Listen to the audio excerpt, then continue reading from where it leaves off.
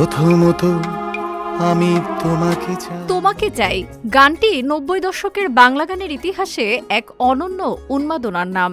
আর এই গানের কারিগর কবির সুমন, যার কণ্ঠে কখনো ধরা পড়ে তপ্ত রাজপথের প্রতিবাদ, কখনো গভীর প্রেম, আবার কখনো নাগরিক জীবনের নিঃসঙ্গতা ও হাহাকার। ১৯৪৯ সালের ১৬ মার্চ ভারতের উড়িষ্যায় জন্ম নেওয়া এই সুরের জাদুকর যে অন্য সবার থেকে আলাদা তা বুঝতে হলে শ্রোতাদের সঙ্গীতবোদ্ধা হওয়ার প্রয়োজন পড়ে না। তার জীবন আর সৃষ্টি যেন সব বলে দেয়।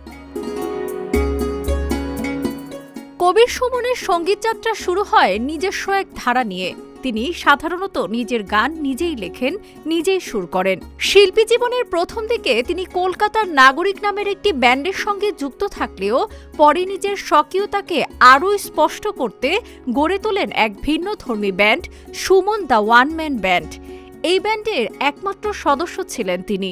গিটার, হারমোনিকা, কিবোর্ড সব একসঙ্গে বাজিয়ে নিজেই গাইতেন নিজের লেখা গান।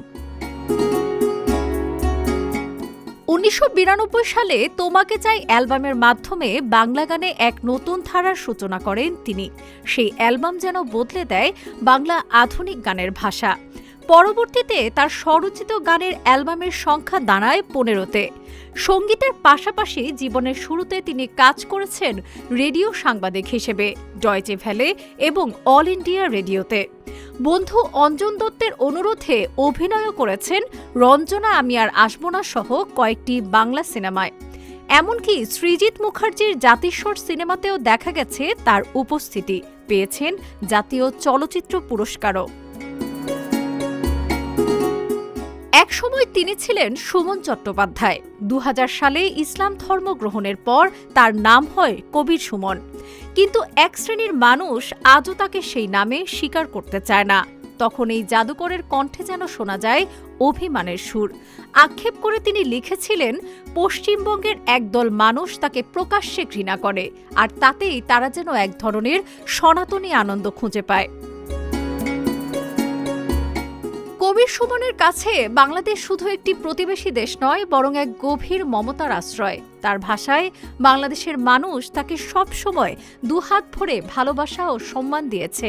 তাই একসময় জীবনের শেষ অধ্যায়টুকু বাংলাদেশে কাটানোর আশাও ব্যক্ত করেছিলেন।